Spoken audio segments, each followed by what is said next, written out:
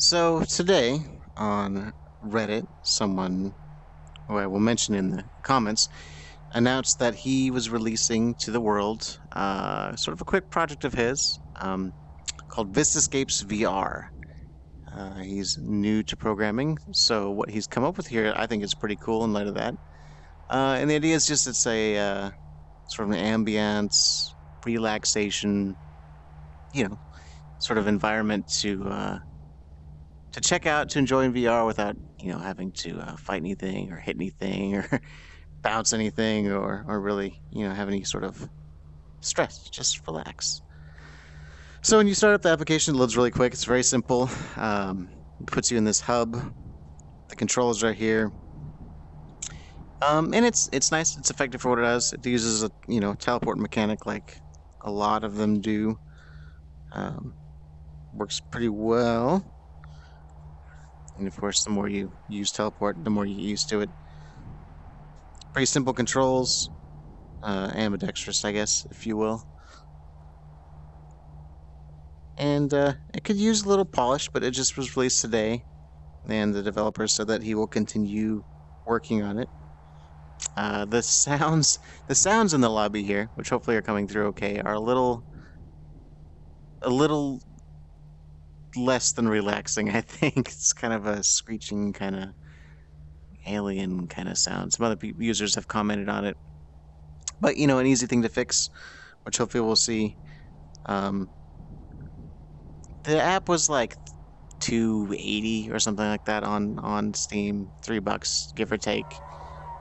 And for that sort of price point, I'm not too stressed about whether or not it continues to improve or not. It's even as is kind of a neat way to show some people different sort of environments in VR. I personally have had two different people now while demoing the Vive kind of I don't want to say freak out, but I had phobias to being underwater, which I didn't realize.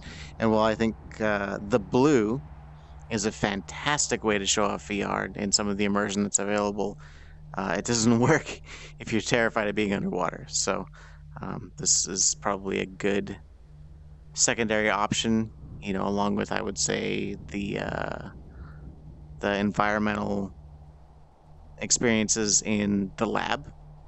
Vesper Peak is pretty awesome, unless you're afraid of heights. But yeah, this is simple, cool, quick download. So we'll check out a couple of the different scenes. Well, all the scenes, since there's not that many to choose from. I'll start off with the woods, and to go to the different locations, you just teleport yourself over to the door, and you can walk in or just lean your head in, which is what I prefer to do. And yeah, this is the woods. Foggy, a little creepy. If especially the woods are a creepy place in your perspective, which some other users again have commented on. I like it, but I'm not one to get too stressed out in a virtual environment. Immersed though I may be in this or anything else, I'm not really afraid, but everyone has their own comfort. So you can teleport around. It's similar to some of the photo. I'm definitely going to say the word photogrammetry. Anyway, the environments you can check out in the lab or in some of the user created ones that are available now, which I definitely should check out more of. But it's nice. Get down here and look at the fern. One thing I could say definitely could use some improvement would be the textures. The caliber of the textures, the caliber of the trees. Here's a good example. Straight in front of me, as I lean up and down, I can see the pane of the tree straight on. Reminiscent of trees we thought were fantastic in the early 2000s. So, I don't know. In a lot of ways, though, I feel like we have to forgive some of that, the processing power, computing power, required to drive these VR scenes in 3D on two displays, all of that has kind of, in some ways, set us back to the mid 2000s in terms of what the computer can process.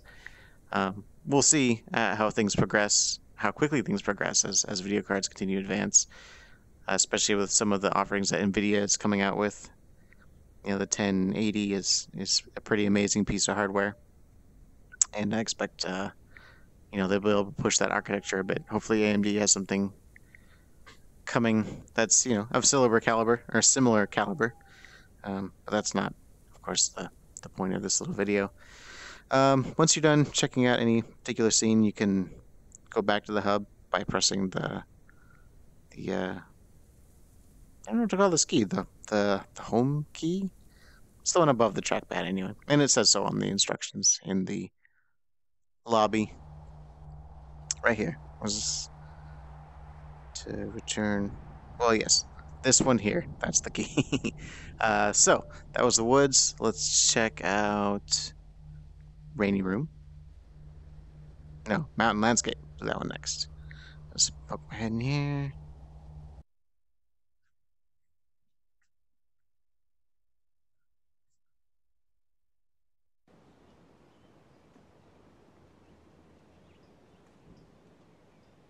This is nice. This is a nice scene. Maybe a little stressful for some folks who are afraid of heights, being near the edge. And one thing too, there's nothing, there's no bounds. There's nothing to stop me from walking off into space here if I teleport the edge and walk. Um, not probably an easy thing to account for, really. You can't program in a physical boundary. You could maybe introduce some sort of screen effect when people are walking into where you don't want them, but it's nice, and it gives you, I would say, you get a decent sense of the scale of the place, scale of this crater. Having visited Mount St. Helens, and the hills around it and whatnot in person a few times, I will say it's really difficult, even in real life, in person, to grasp the scale of a mountainscape like this. So, um, there's limits to what you can perceive, and thus limits to how convincing you can make a virtual representation of that. But I think this is pretty good. Again, I would say the textures could be a little better. It sort of has that mid 2000s kind of feel. What was that? The Tribes game that was sort of short lived. Tribes Vengeance. Vengeance? Yeah, I think it was Vengeance. That I had a lot of fun with, but this reminds me of that, skiing down this really the simpler textures and whatnot. Also, one thing a couple of people have pointed out, that you do get some sort of low object detail, object density, whatever the LOD stands for, visible. And probably just because the engine, and it's the Unreal Engine in this case, maybe is failing to take into account how wide your view is. I don't know, but I can see, and I'm not sure if the video is picking this up because I'm a little bit zoomed in, so you don't get the round video effect too much. But on the edge of the screen, the bushes, I can see them clipping in and out of LOD. But it's nice, and it's a good, I think, a good demo experience for someone who's like, I want to see what VR is, but nothing too exciting. I just want to look for a second. So, the sounds are okay. I don't know. They do the job, but I wouldn't say they're too amazing. I think I've accidentally triggered Cortana. That's annoying. It happens. Let's take a little look here. No. I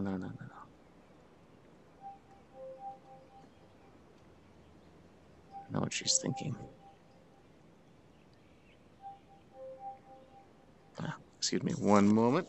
Fix that. Facing the wrong direction.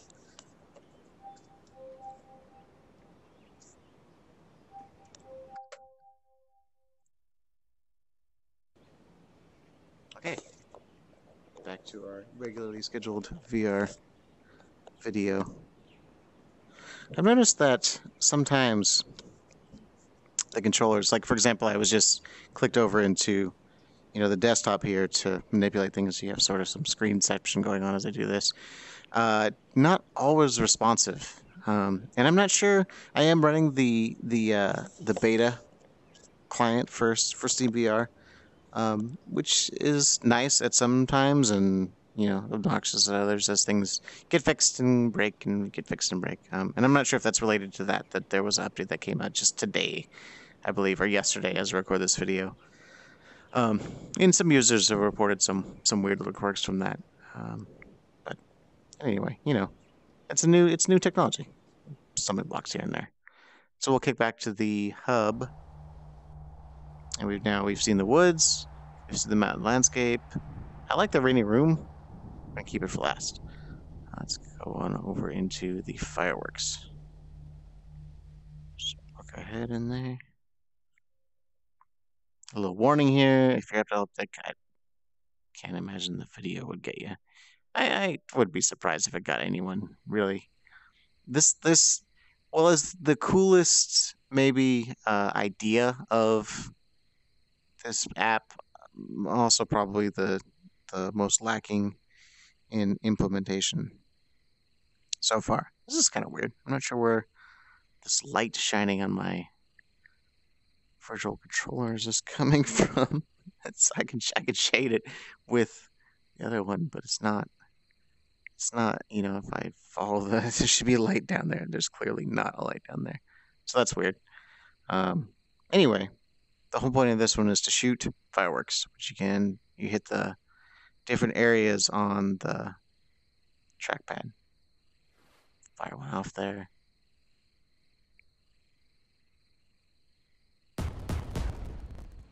There's a couple different types you can shoot up. This is pressing left on the trackpad.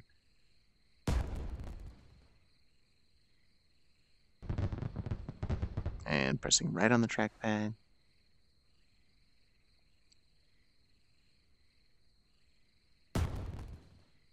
And you can shoot off, a few different ones all at the same time there.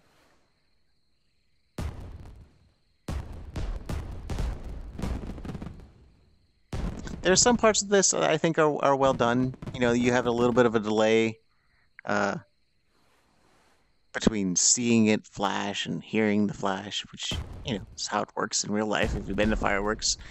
The sounds are a little flat and not directionally appropriate. If I had closed my eyes and just listened to the sounds of things going off, I don't know what direction they're coming from. It's just kind of there. It's not mono, it's stereo. I get different, audio in each ear, but it's not directional. Which I don't know. I haven't done any work in the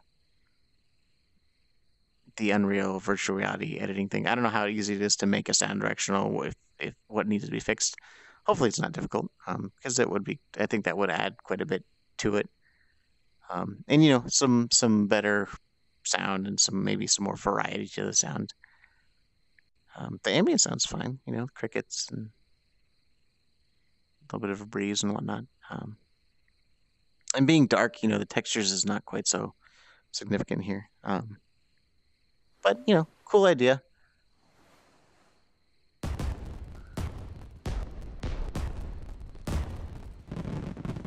So yeah, fireworks. I'll go ahead and kick back to the lobby and check out Rainy Room, which is my favorite. It probably would be cooler if I actually walked into it, but So this is our rainy room in the woods. It's pretty nice. I kind of wish I had a place like this to visit in real life. I don't know if I can open this. Yeah, can't interact with the door at all.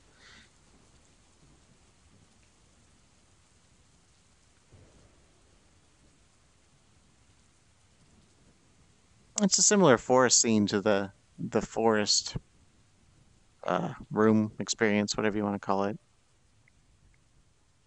There's glass kind of glassy. It's the cleanest glass I've ever seen. I back up and then teleport forward here because I keep bumping into my chaperone bounds. But um, yeah, you get water on there. It's a little. There's some weird effects going on as I move back and forth. The drops on the pane move a little bit, and not with me. I guess maybe it's not even that so much as it's. I mean, I get the same kind of effect with the timber here. I'm not sure what that's about. If I step back though and I'm just looking, it's not noticeable. It's a little distracting though. But it's nice, you know. I don't know if anyone wants to just sit on their couch and sip tea while sitting in VR, but if you did, that was your inclination, this wouldn't be too bad a way to do it. Uh, One thing, again, I mentioned before, there's nothing to stop you from walking off the edge. There's nothing to stop you from walking out this window, and things get pretty weird. It's untextured. Anyone who's ever clipped through something in a video game knows what that's all about. I did read recently that one guy found that to be exceptionally, exceptionally unsettling to borderline terrifying. Not specifically in VR or this or anything, but people were talking about irrational fears, in a Reddit thread, and that was one that was mentioned. That was fairly interesting. Um, yeah, pretty simple room. You can go over by the fire here, and it works. It's there. It's a fire. The lighting in this space could be a little better. Like this.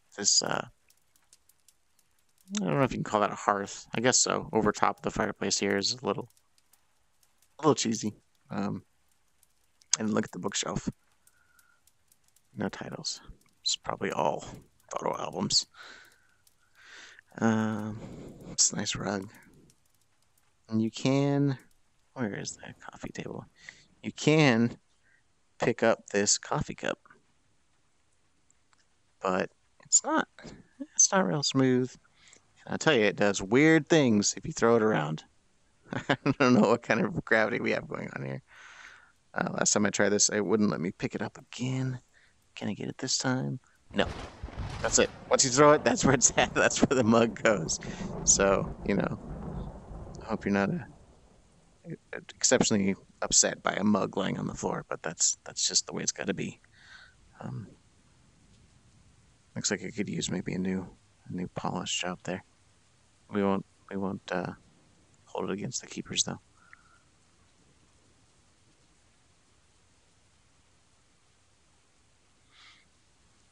You can see a little bit more how I mentioned the LOD clipping in or something. I'm not sure exactly what's happening, but towards the bottom of my vision, or the top, or the left, or the right, you can definitely clearly see the plant's changing.